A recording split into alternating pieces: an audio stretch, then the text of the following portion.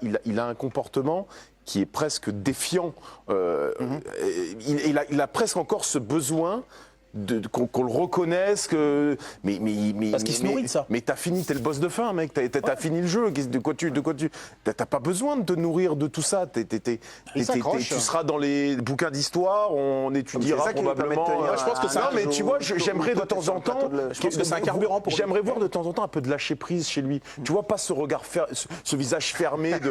Vous avez vu. Je suis encore là.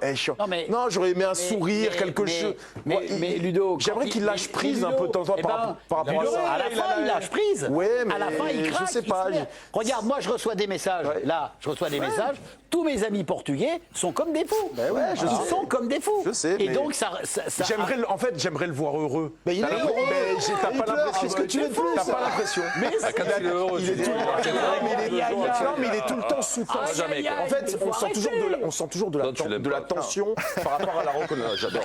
Non, j'adore. J'adore le joueur. J'aimerais qu'il vive le match de manière plus détendue. Non, j'aimerais qu'il vive le match de manière moins.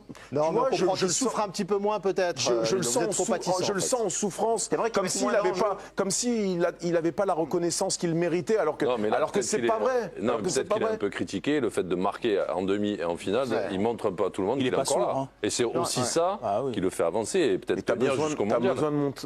T'as vraiment besoin de montrer aux gens de savoir quitter, franchement. Mais non, mais c'est pas l'idée. Je pense que il peut être un peu critiqué ces derniers temps. Je sais pas. Peut-être Olivier le sait mieux que nous, mais pour moi, il y a des mecs qui disent peut-être qu'à un moment donné, il faudrait que. Non, mais pour moi, c'est un monstre, quoi. Tu vois, complètement. Il y a vraiment deux courants au Portugal, et il y en a un qui est fort, qui voudrait qu'effectivement qu'il arrête, c'est clair.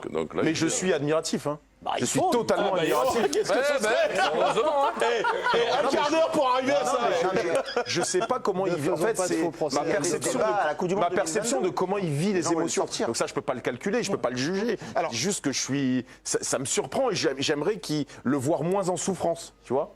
Parce que tu as l'impression que c'est raide, et à la fin, il lâche tout et.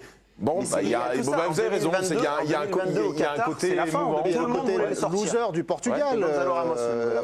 Les pauvres, effectivement, ils couraient après des trophées très très longtemps. Et donc, gagner un nouveau trophée, on a vu cette joie du côté des Portugais. Et il y a la performance face à cette équipe d'Espagne. On est bien placé pour le savoir. Battre l'équipe d'Espagne en finale de la Ligue des Nations, ça fait aussi partie de la performance réussie par les Portugais. Et ça, c'est une sacrée performance. Oui, moi je suis d'accord avec ça parce qu'on a l'impression qu'aujourd'hui en Europe, et c'est un peu la vérité depuis maintenant un peu plus d'1 an, c'est qu'il y a l'Espagne et les autres.